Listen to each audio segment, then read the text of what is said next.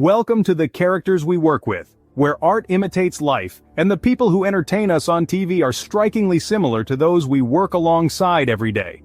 Thinking about the person in the next office or scanning your shopping at the market, or those we watch on TV, what we see are common characteristics that help us to understand and relate to one another. The long-running animated hit South Park shows us the townspeople going about their day, albeit usually in ridiculous fashion, working, raising families, and having fun in between. Let's examine a few of these outrageous characters and see how well they measure up to the outrageous characters we work with. The Mr. Garrison is a unique individual such that you have known him a long time yet feel that you really don't know him at all.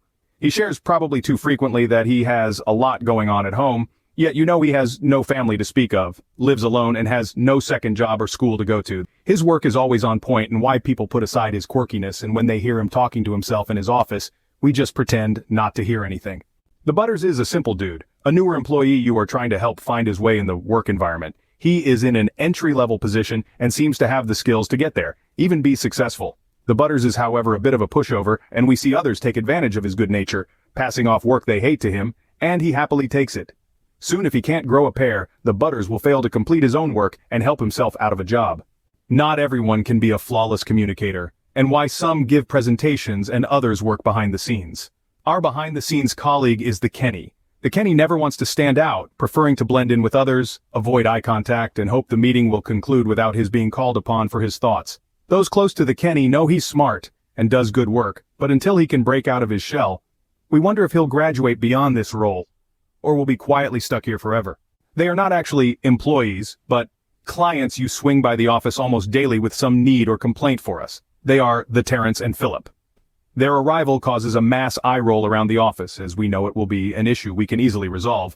But their antics while here, making a bit of a show instead of a business meeting, will be exhausting. The Terrence and Philip seem to believe they are funny, yet only share private jokes between them, ultimately only entertaining themselves. The loud, brash, sometimes profane colleague we call the Cartmen. He is a smart dude, and when focused can do a good job. But his drive to be liked and be the center of attention demonstrates an insecurity that he can only be liked through outrageous behavior and not for his good work, and thus the side of him he leans into. His outbursts and often outrageous behavior make you wonder how he survived here, and you thus assume he's holding something over the head of the boss to do what he does and seemingly pay no price.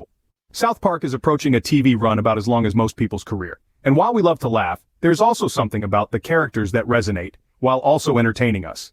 From the silly, serious, the curious, and the outrageous, we meet and spend time with all types, whether we're living in the snowy mountains of South Park or here alongside the characters we work with.